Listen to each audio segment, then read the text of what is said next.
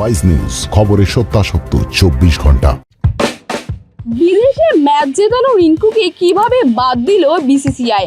ক্ষোভে ক্রোধে ফুঁসে কেলেঙ্কারি বাঁধালেন বিশ্বকাপ জয়ী ভারতীয় কিংবদন্তি ক্রিকেটার কৃষ্ণমাচারী শ্রীকান্ত।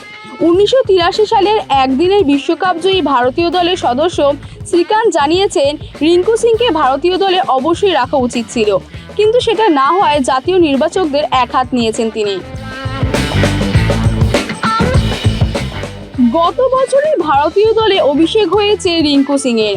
আয়ারল্যান্ডের বিরুদ্ধে ম্যাচ দিয়ে শুরু হয়েছে, তারপর থেকে 15টা ম্যাচ খেলেছে এই ক্রিকেটার। সেই রিঙ্কু সিংই টি-20 বিশ্বকাপ থেকে বাদ পড়ায় ক্ষুব্ধ হয়েছেন প্রাক্তন ক্রিকেটাররা। এর আগেও নিন্দা করেছেন ইরফান পাঠান।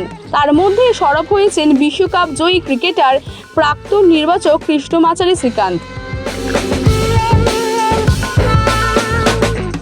রিঙ্কুর সুযোগ পাওয়া নিয়ে দল নির্বাচনের আগে প্রায় গোটা ভারতই নিশ্চিত ছিল, কিন্তু শেষ পর্যন্ত দেখা গিয়েছে আনফিট হার্দিক পান্ডিয়া, শিবম দুবেরা পর্যন্ত জাতীয় দলে সুযোগ পেয়ে গিয়েছে, আর রিঙ্কু 15 জনের স্কোয়াড থেকে বাদ পড়ে গিয়েছে।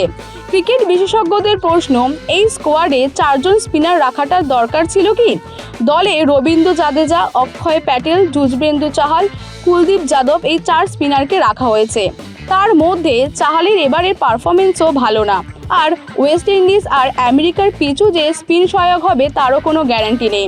4 স্পিনারের বদলে রিঙ্কুকে কি দলে জায়গা দেওয়া যেত না?